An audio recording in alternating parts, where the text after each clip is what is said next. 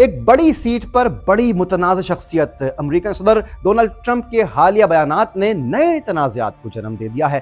ہم سب جانتے ہیں کہ ٹرمپ اپنے بیانات بدلنے میں کتنے ماہر ہیں۔ اپنے حالیہ 19 منٹ کے خطاب میں انہوں نے ایک طرف کہا جنگ کے ختم ہونے میں بس چند ہفتے باقی ہیں، وہیں دوسری جانب ان کا یہ بھی کہنا ہے کہ چند دنوں میں ایران پر اور زیادہ حملے کریں گے، ہم اسے پتھر کے دور میں پہنچا دیں گے، اور یہ بھی کہا ہم پورے ملک میں بجلی پیدا کرنے والے تیل کے ڈھانچے اور سب کچھ تباہ کر دیں گے۔ اس طرح کے بیانات دینا اپنے آپ میں مضحکہ خیز ہے اور دنیا کی طرف سے اس پر سخت ریئیکشنز بھی آ رہے ہیں۔ ٹرمپ کو خود بھی سمجھ میں نہیں آ رہا کہ وہ کیا کر رہے ہیں، پہلے کوئی اور بیان دیا، پھر دوسرے بیان سے وہ بیان میل نہیں کھاتا۔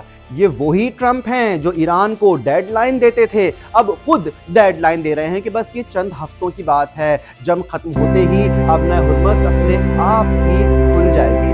پتہ نہیں کیا سمجھتے ہیں۔ حقیقت یہ ہے کہ ٹرمپ نے اس جنگ کو مذاق سمجھ لیا ہے۔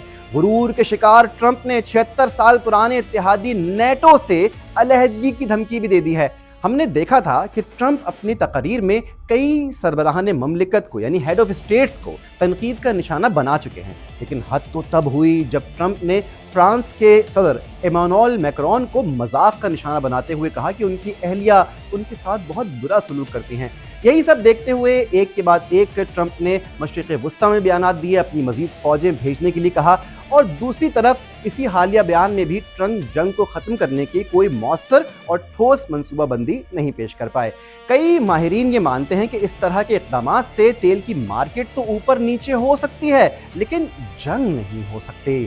اور سنیں، رائٹرز ایپسوس سروے کی رپورٹ کے مطابق 60% امریکی چاہتے ہیں کہ ٹرمپ جلد سے جلد جنگ ختم کریں، ان کے خلاف ہو چکے ہیں اور جنگ ختم کرنے کی بات کر رہے ہیں۔ وہیں ٹرمپ جو کہتے آئے کہ ہم نے ایران میں سب کچھ ختم کر دیا ہے، ٹھیک اسی وقت اسرائیل پر تابڑتوڑ حملوں نے ثابت کیا کہ جنگ جو ایران پر مسلط کی گئی تھی اس کا اختتام وہ خود اپنی شرائط پہ کریں گے۔